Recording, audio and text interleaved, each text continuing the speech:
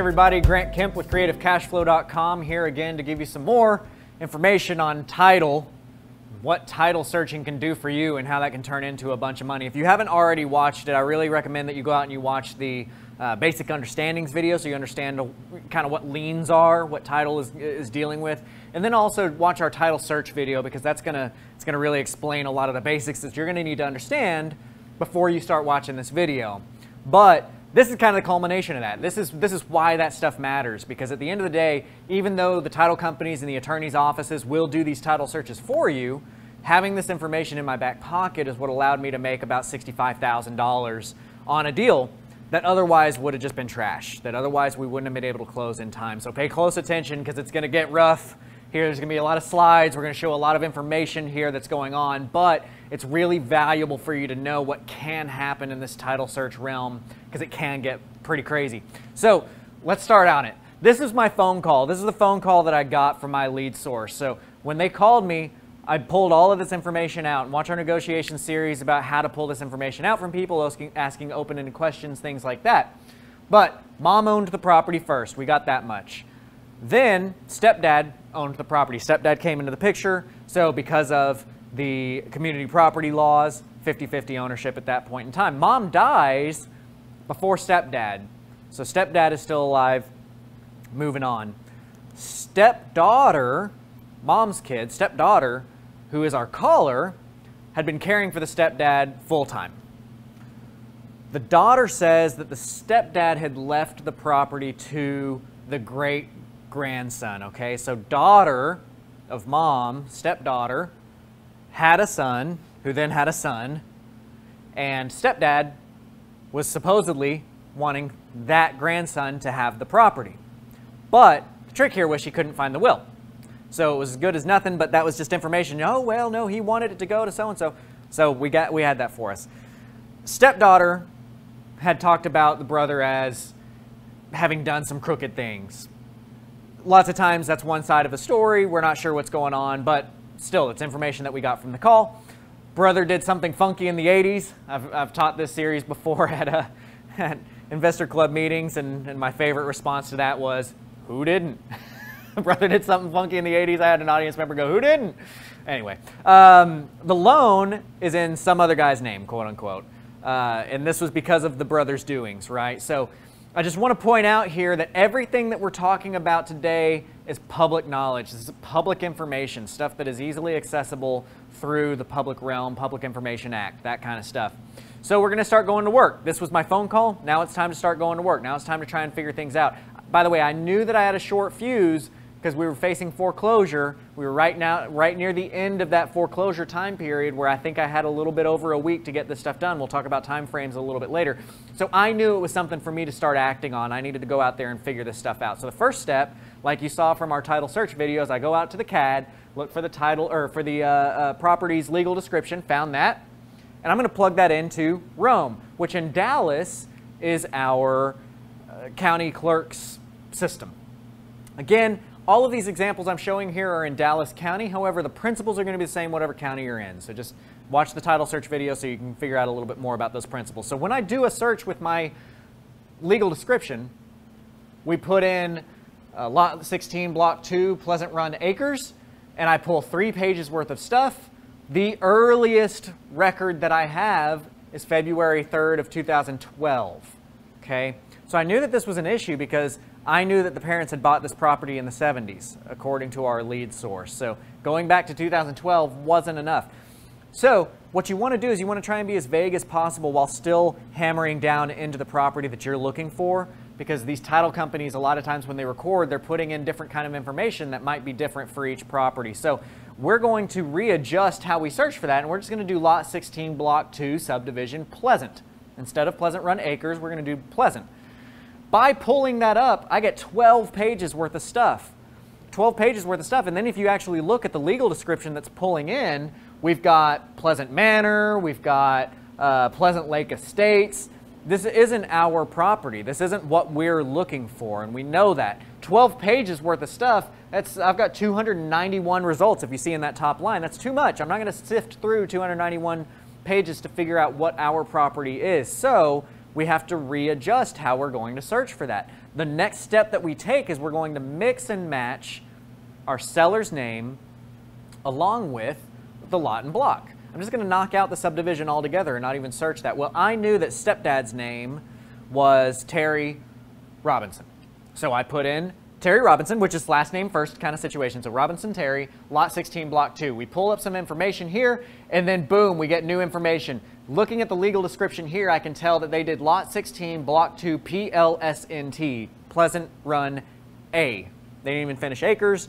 They put Pleasant as PLSNT. So that's great. We know something more now that we can use to search. So I'm going to go back with that, and I'm going to use that in a little bit. But what we want to see here is the document types that I'm pulling up for Robinson, or for Terry Robinson. I see we've got deed of trust, we've got deed, we've got a mechanics lien, so we're going to keep that in mind. We're going to look for that. We've got more deeds, we've got a release. So that's what we want to look for. But what I'm really paying attention to here is that the earliest recordation that I have on file for him goes back to 1978. He's got a deed and a deed of trust where the other party in that is Grinnan Mortgage. Okay? That deed of trust is between him and Grinnan Mortgage. So that's when he bought the house. They got a loan in 1978. The deed of trust was received by Grinnan Mortgage, and I'm going to assume that at that point in time, title issues were clear. Because if you watch our other videos, watch our basic understandings and title videos, subject to videos, you'll understand that by the time a lender puts title policy on a loan, everything should be clean up to that point, we're going to presume.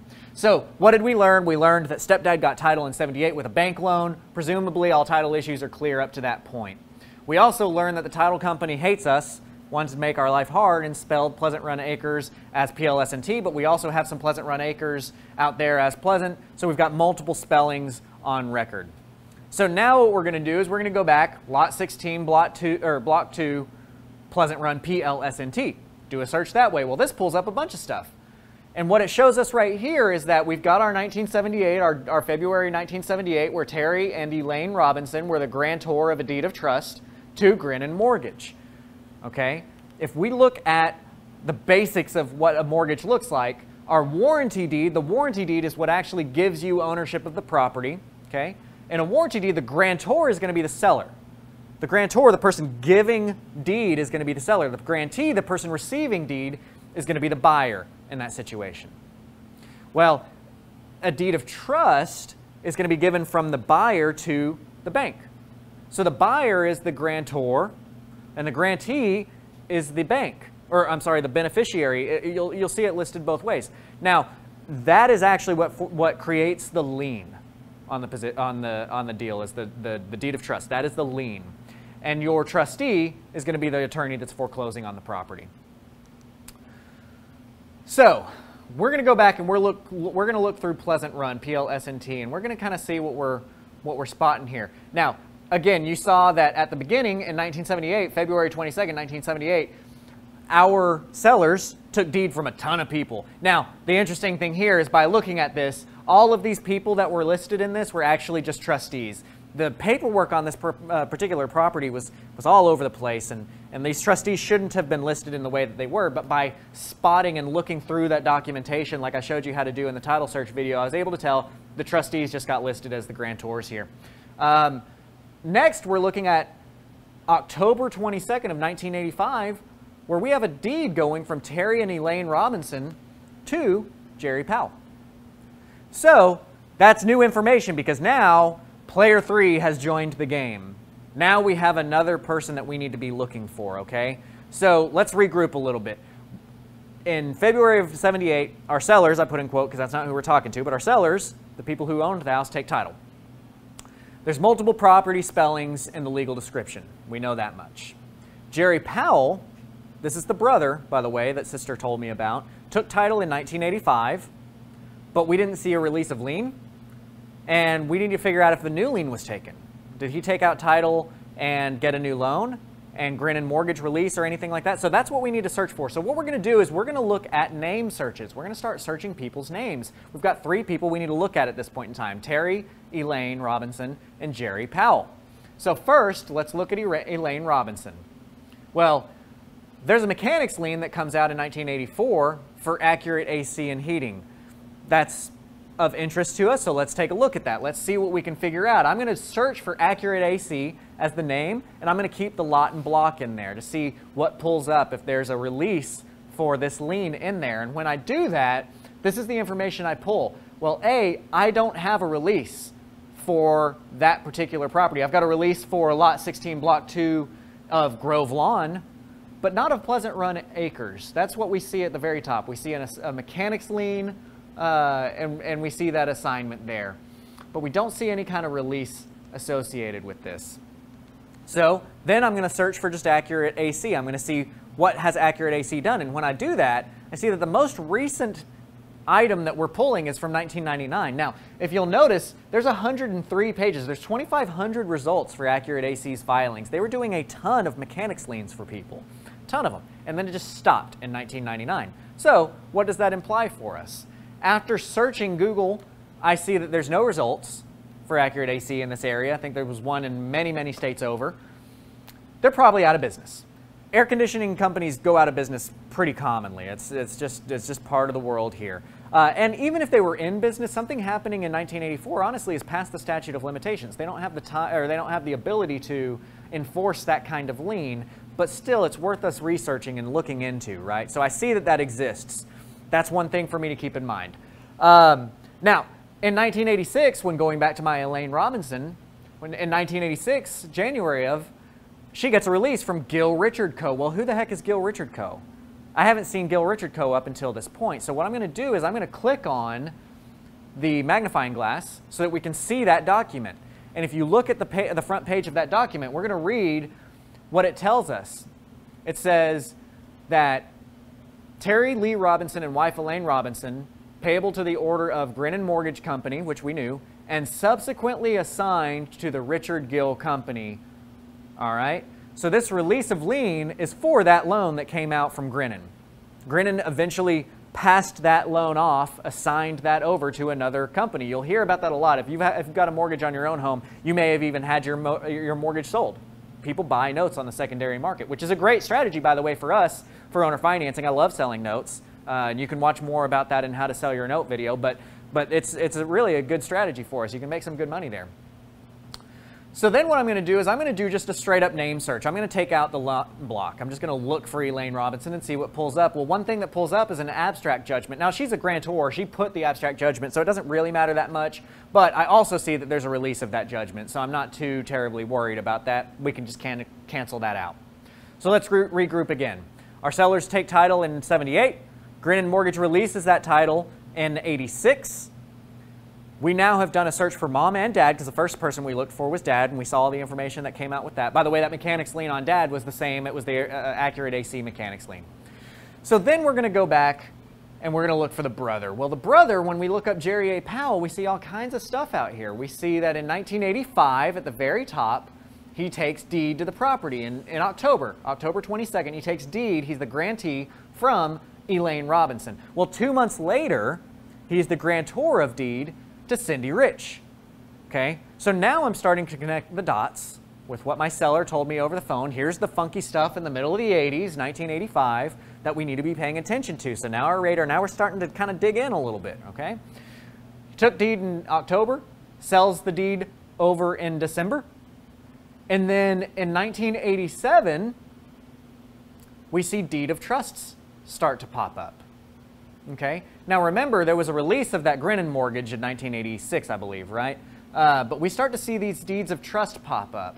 And so let's look at that. Let's look at that in order. Well, the deed of trust on the left is giving the property from Elaine over to Jerry, and then our deed of trust on the right goes from Jerry over to Cindy Rich.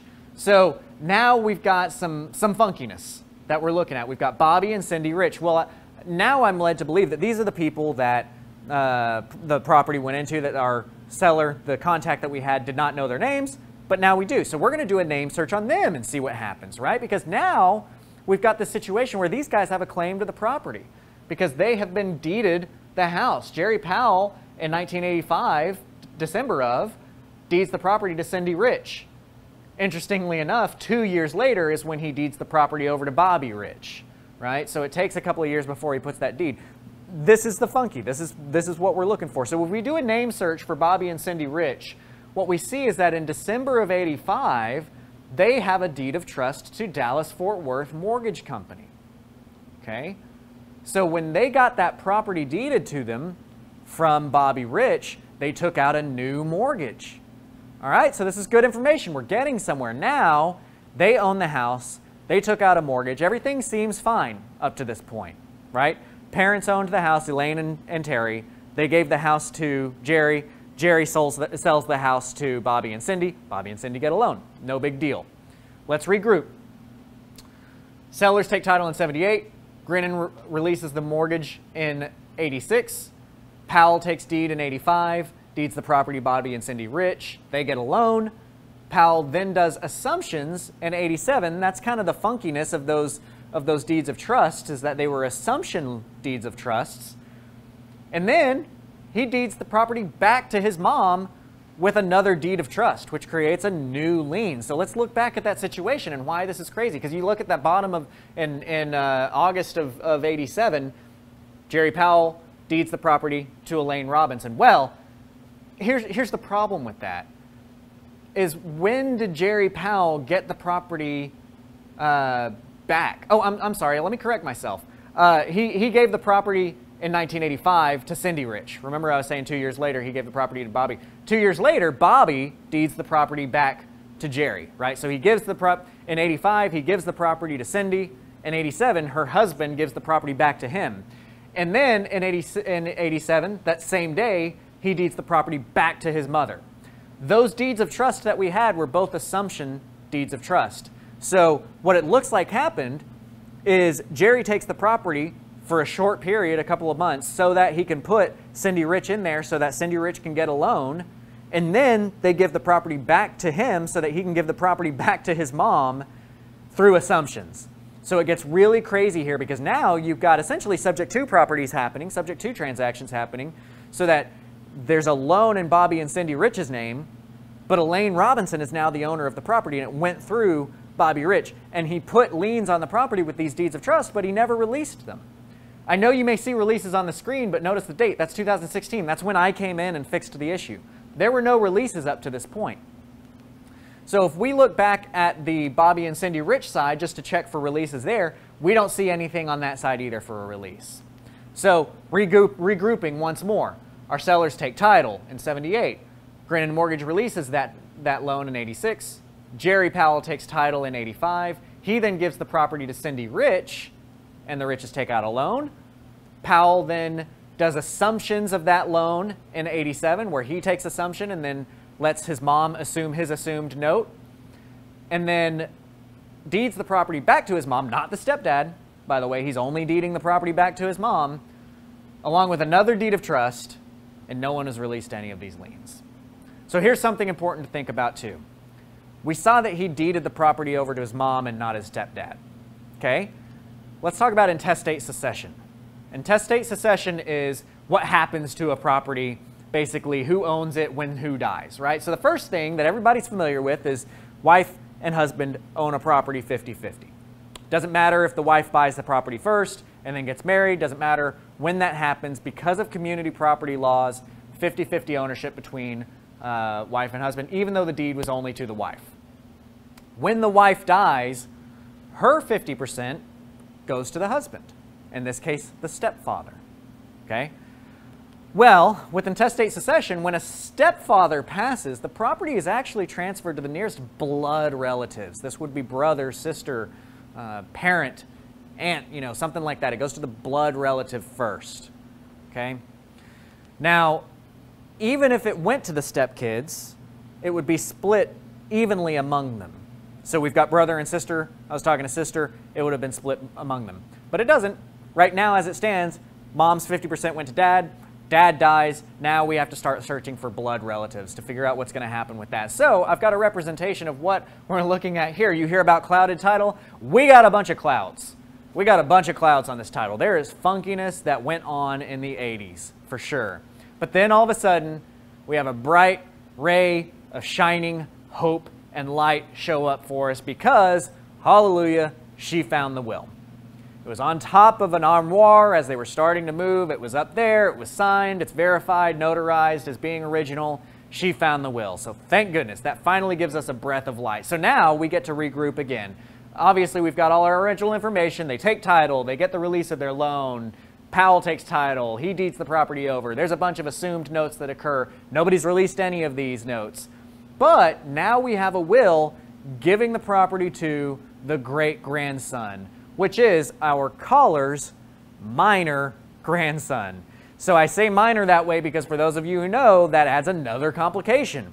Minors can't enter into contract law. Minors can't sign on anything. This kid was about 13 or 12, something like that. So he was not technically able to sign on anything about this property, even though the property was technically his. Here's the other trick. That will had not been probated. They just found the will, and it was just sitting there. So here's the thing I want to point out to you.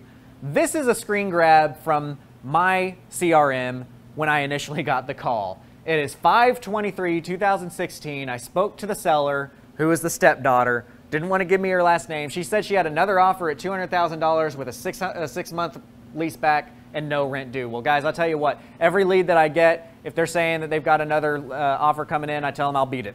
I'll beat it. You can beat it by $1. You can beat it with terms. You can beat it however. I'll beat any deal. She told me that. This house was worth $220. I said, you know what, lady? They're willing to give you $200. Go for it. I can't compete with that. That's crazy. But I will tell you what's going to happen. And watch our negotiation series so you can learn more about this, because I just went into how that transaction was going to go down. Told her when it went that way to call me back.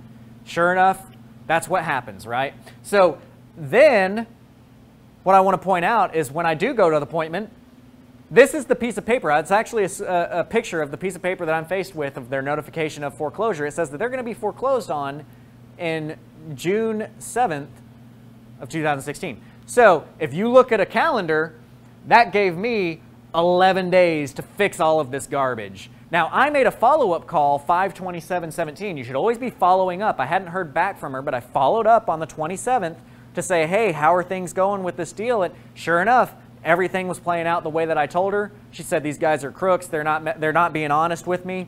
And Grant, you've been honest with me the whole time. I appreciate that, so we're going to go with your offer instead. So I was able to get in there and contract this house for $125,000 or $135,000. I can't remember at that point in time what I contracted it for. So what did I have to do? What did I have to do to make this deal work? I had 11 days to make this deal work. So first step is I had to skip trace to find Bobby Rich. Bobby Rich was one of the parties that was on that the mortgage and all the funkiness that happened in the 80s, because his name is still on the mortgage. His name was on the mortgage notice that got sent that was being foreclosed on. That was the person whose name was on the loan with foreclosure, even though he didn't own the property because the ownership had gone back to Elaine and subsequently Father Terry, right? So I needed to contact him and figure out how I could get with the bank, because I needed permission from the borrower to talk to the bank, or you need permission from a borrower to talk to the bank about their account. Well, in order to get that, we had to talk with him. Well, I finally found him. By the way, that'sthem.com is a good resource that you can find people's cell phone numbers, that kind of stuff. I spoke to him. He was uncomfortable speaking to me. He had me address his attorney. I talked to his attorney. We got everything hashed out. I was able to explain the situation to him. I got with a probate attorney for my caller, and I paid to have the will probated because we needed to move quick on this. And my attorney contacted the bank and said, look, guys, this property's going under probate, and legally, banks are not able to foreclose on a property that's in the middle of probate. So she contacted them. I put together a package that put the will, the probate paperwork, the deed title search that I had done, screenshots, along with the downloaded copies of these deeds and deeds of trust and all that kind of stuff to show the proper chain of title. And I put a cover letter on it, and I faxed it over to our contacts this was Aquin that we were dealing with, I believe. And I faxed it over to them, and I said, look, this is what's going on. The owner of the property is not the person that has their name on the loan with you. And by the way, the owner of the property is dead and going through probate, and this means that you can't foreclose on the property anymore, and that stopped the foreclosure. I got a power of attorney for Bobby Rich, which allowed me to speak to them, and it stopped it by June 2nd. Okay, which, if you remember, was set for June 6th, or 7th, was the actual foreclosure date. So we stopped that. We push it off. That gives us time to clear all of these clouds up.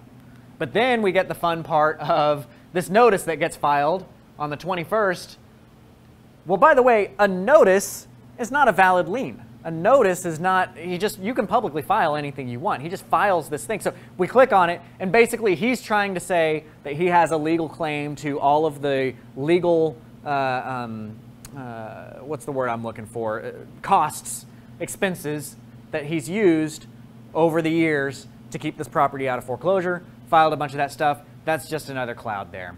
So what we had to do is, after skip tracing, after speaking to the attorneys, after hiring the probate attorney, getting everything probated, getting the house out of foreclosure, at that point in time, I had to get a release from the brother on all of these liens.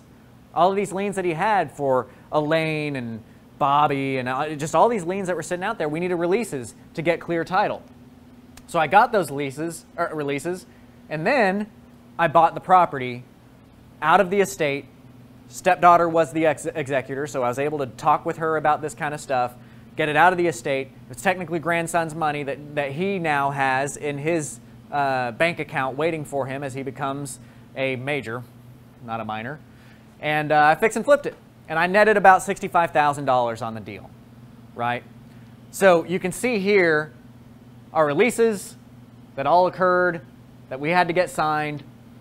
And the moral of the story here is that 99% of the time, your title company is going to take care of your search for you. 99% of the time, everything's fine with your attorney doing it for you. But there is that time like this where there was no way. I mean, title companies can take weeks to get your title search back to you. I had 11 days. I had 11 days to make this deal work. And if I wasn't able to do my title searches on day one and start that ball rolling, there's no way that I would have been able to close this deal and get it done in time and make $65,000. Shoot, $65,000 is more than I was making at my corporate America job before I quit and came. And this took me a week to get things done, right?